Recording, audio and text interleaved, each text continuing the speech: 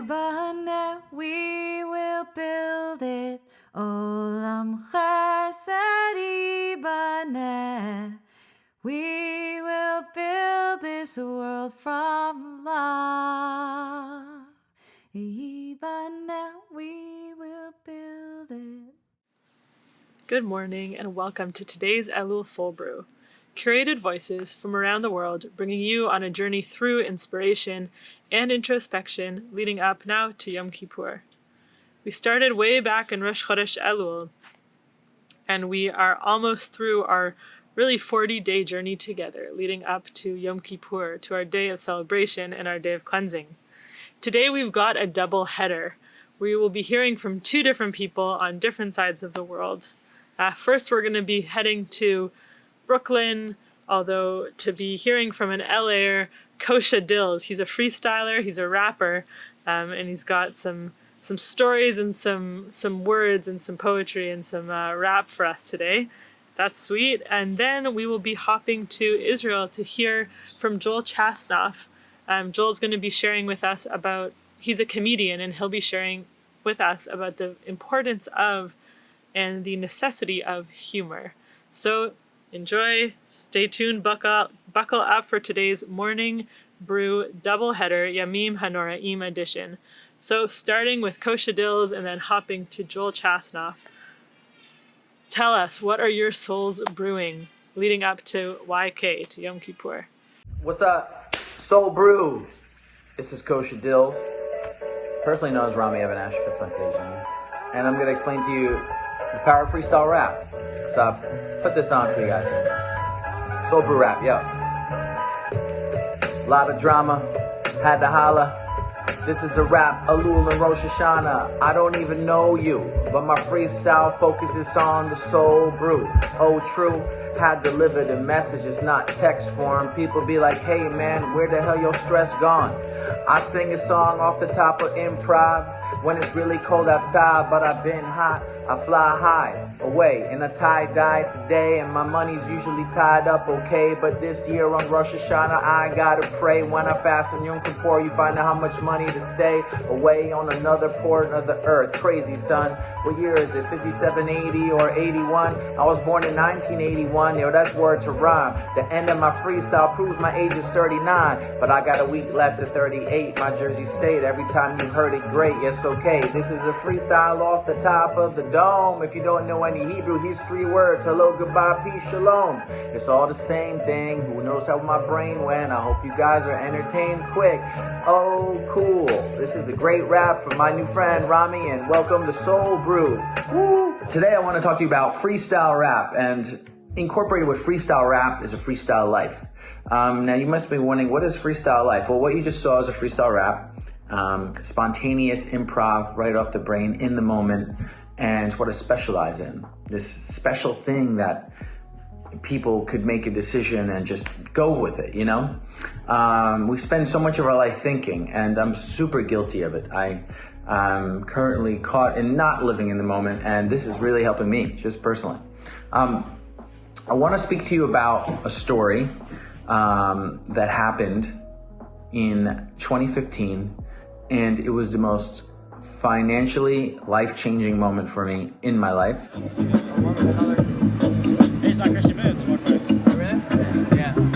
Rip it real, shout out to the Christian Bale, Kosha Dillz. And it was all about listening to somebody who had nothing to do with music.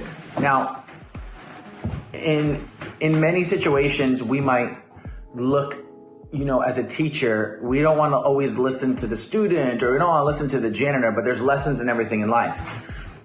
My friend Lonnie, my best friend Lonnie, is a short, Irish, stocky guy from Indianapolis. He was a former cab driver, turned Uber driver, turned Lyft driver, and then worked at a rehab as a tech for $12 an hour, and went back to school, re-educated himself, and has become, you know, an owner of multiple drug rehabilitation centers, and became a millionaire. I like to tell that story and just explaining who I was listening to. When I was listening to him, he was a guy making $12 an hour, but I knew he had something special.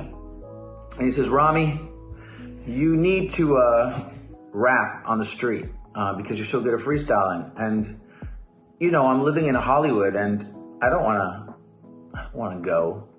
Who's this guy telling me this is Hollywood, you know? But I knew he was right, you know? So there was a song that I made. Actually, it was 2 albums I made with a guy named Jesse. And he had just produced a new song for this woman named Sia, who had a song called Chandelier. And it was the biggest song of the year.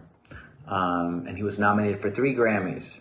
So I said, that's it. I'm going to go support him at the Grammys. I'm going to go to the Grammys and support Jesse. You know, you support Jesse.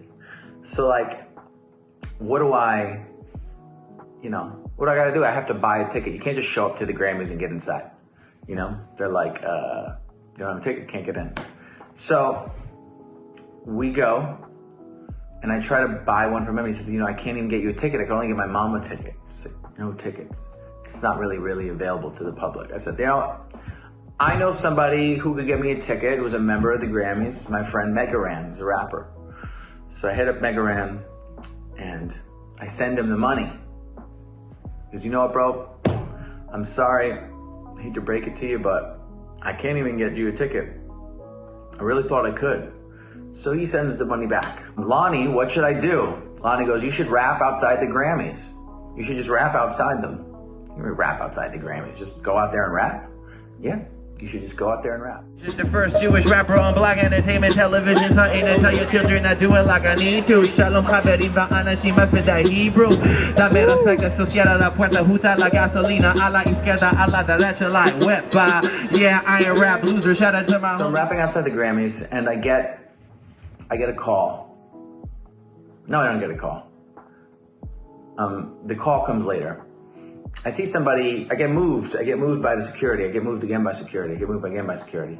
My last spot, I see somebody going around and, you know, they're taking pictures of me, digital cameras, everyone's filming. You know, now that I'm there and I'm rapping, I'm cool with it, but it was so hard to get there, you know?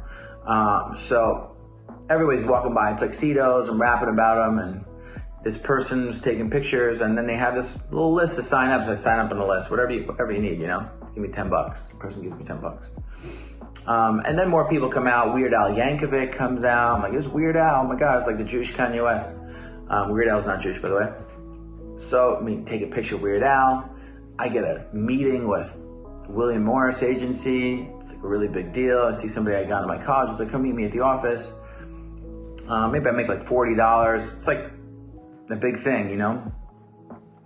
And then the rest of the night even goes more amazing. I get into a party. I'm like Paris Hilton and Taylor Swift and Haim and Diplo. I Love McConan, guy collaborated with Drake.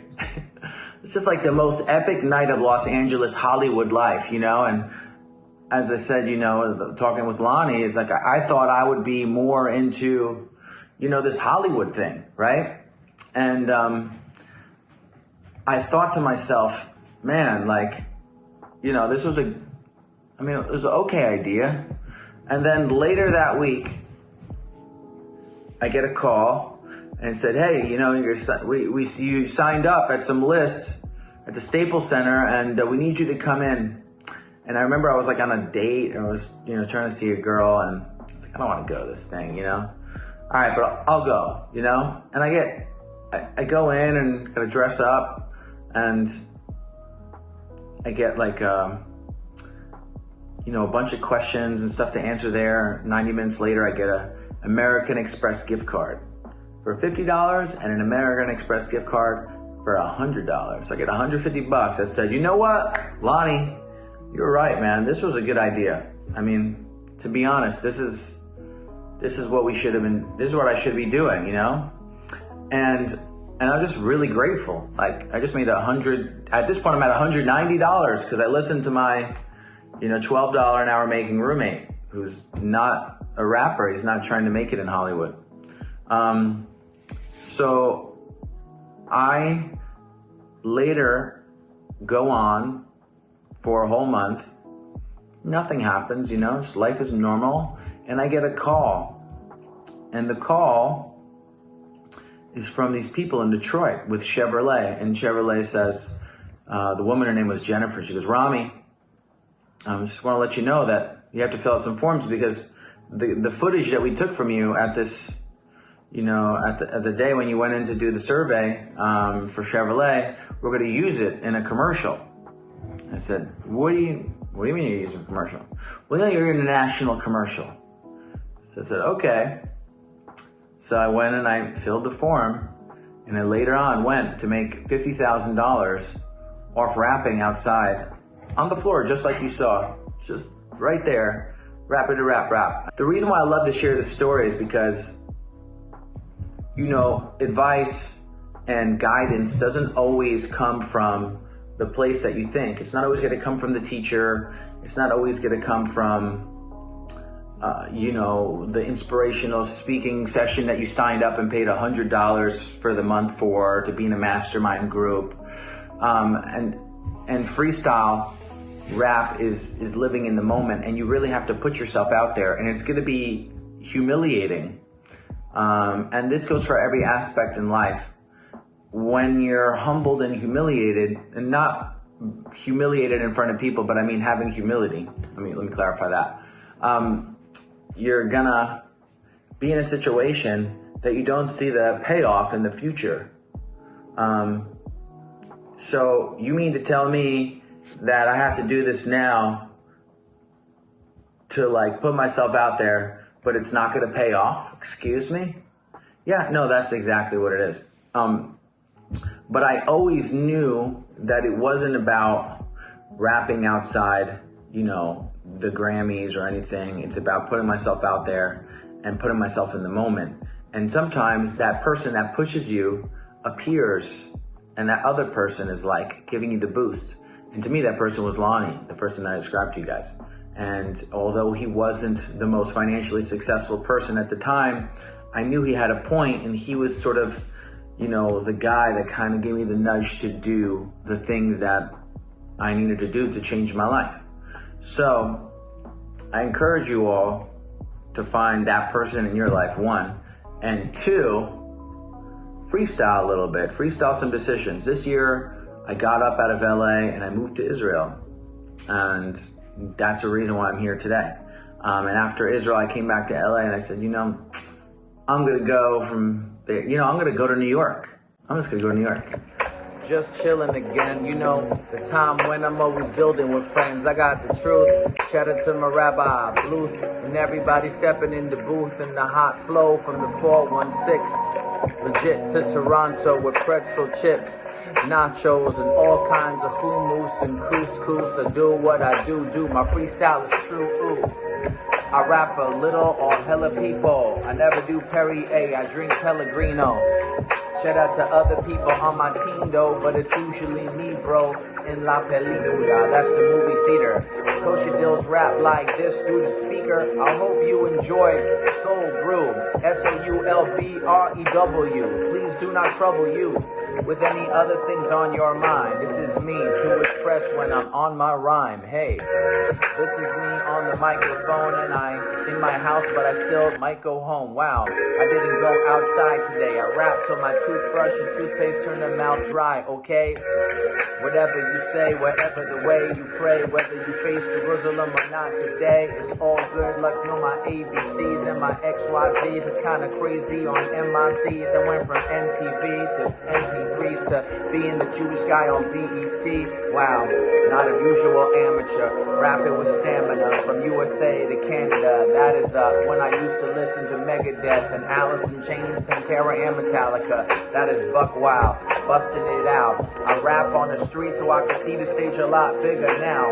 You only need to know the truth. And that is usually on conspiracy theory videos on YouTube. Just kidding. I'm just chilling.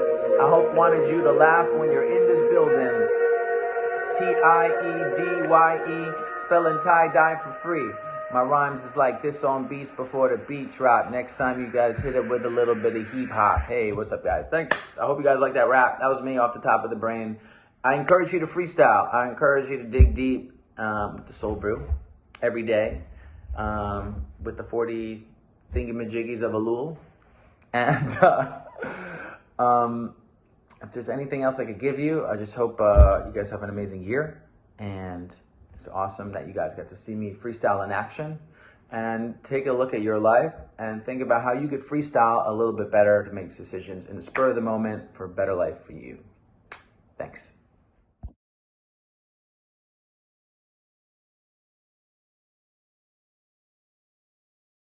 Good morning, everyone. Boker Tov.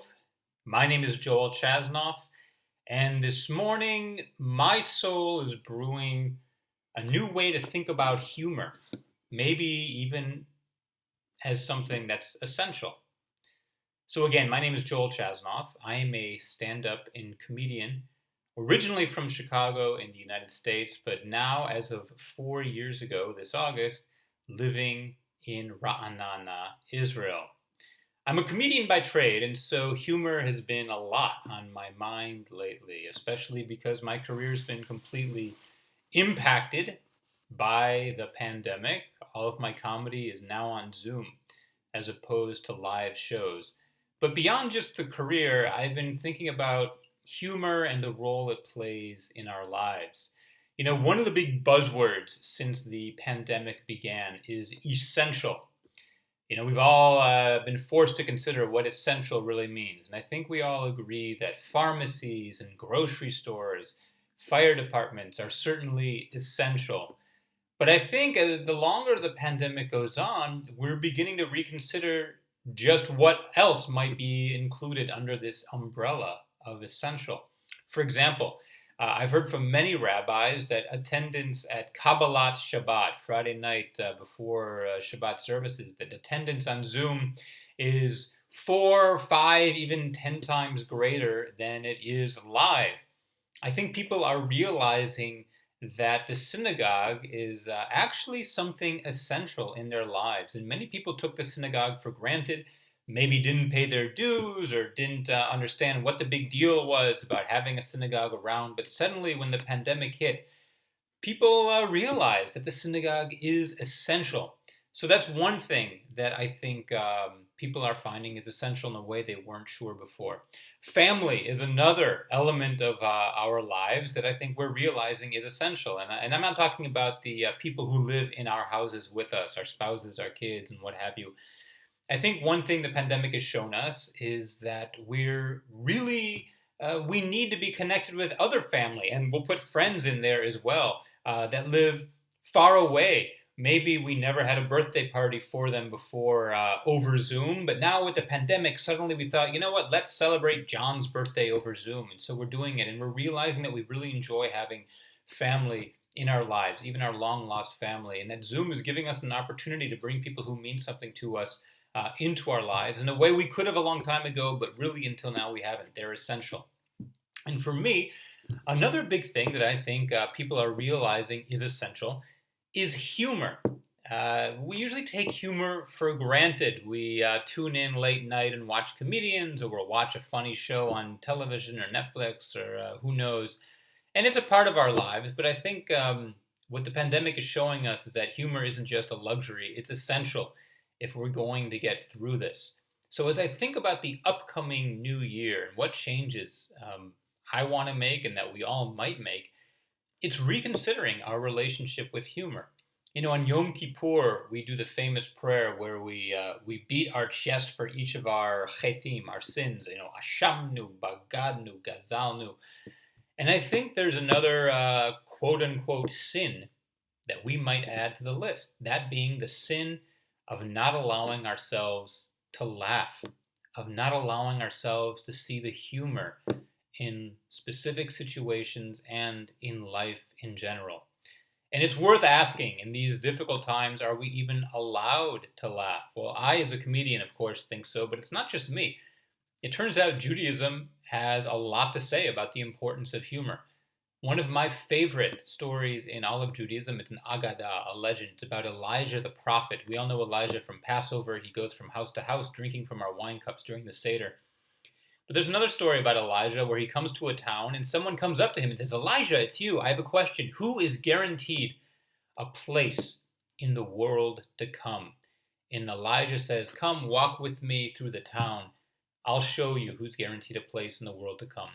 And they pass some very worthy people, teachers and doctors and people taking care of the elderly and people taking care of the sick and people taking care of children, all these very good people.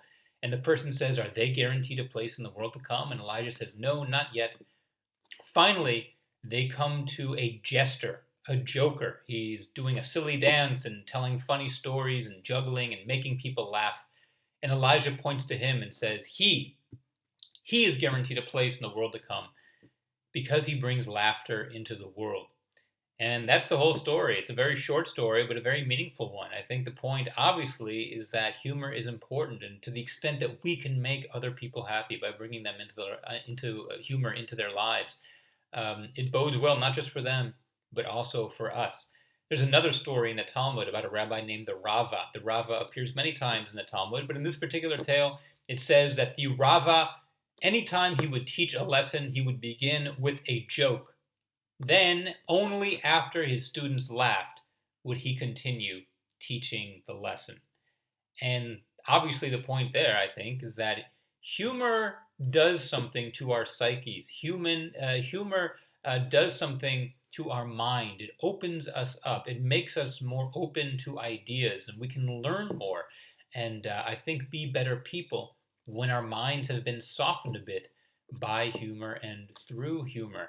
So I think a Jewish text is telling us that humor really is important and it's okay to laugh. It doesn't mean we forget the problems that are going on in the world around us, but that we should take a moment for our own health and for the benefit of others to laugh at what is going on.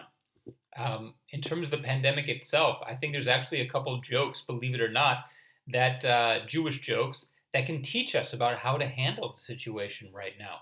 The first joke that came to mind to me when the pandemic started was a joke called The Flood. It's about the scientists of the world. They realize that a huge flood is coming. It's going to wipe out planet Earth in 3 days. So the heads of the world's major religions all get on television and they make their pitch. The Pope gets on TV and he says, friends, the flood will be here in 3 days. That means we have 3 days to convert to Christianity and accept Jesus as our Lord. And the chief imam, the head of Islam, gets on television and he says, friends, the flood will be here in 3 days. That means we have 3 days to convert to Islam and accept Allah as our Savior. And the chief rabbi of Israel gets on television and he says, friends, the flood will be here in 3 days. That means we have 3 days to learn how to live underwater. And I love that punchline. Learn how to live underwater. That's what we're doing right now, teaching Torah, sharing ideas and some laughs from literally 10,000 miles away. Half a year ago, we never would have thought to do this. But now we are, because we're adapting. We're learning how to live underwater. The second joke that came to mind was actually told to me by a well-known rabbi named Reb Moshe Waldox. He's the author of the famous Big Book of Jewish Humor, and he told me this joke a few years ago. It's about a priest, a minister, and a rabbi. They're sitting around talking about what they want people to say at their funeral. And the priest says, at my funeral, I want people to say that I was a kind and generous human being. And the minister says, at my funeral, I want people to say that I was always there to listen. And the rabbi says, at my funeral, I want people to say, look, he's moving.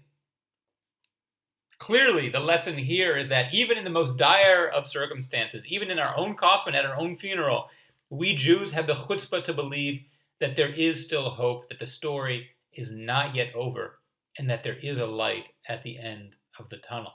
So my wish for all of us this year, not just you, but for myself as well, is that we allow some space for humor in our lives. I don't know if things are going to get easier or more difficult, but whatever happens, along with the difficulty, there will also be absurdity. And to the extent that we can acknowledge that our situation is absurd and give us some room to laugh about it, we'll all be healthier and happier, and it will make our situation just a little bit more easy to bear. I'm Joel Chasnoff. Thank you so much for allowing me into your morning routine. And on behalf of everyone behind this great project, have a wonderful day and Shana Tova. We will build this world from love.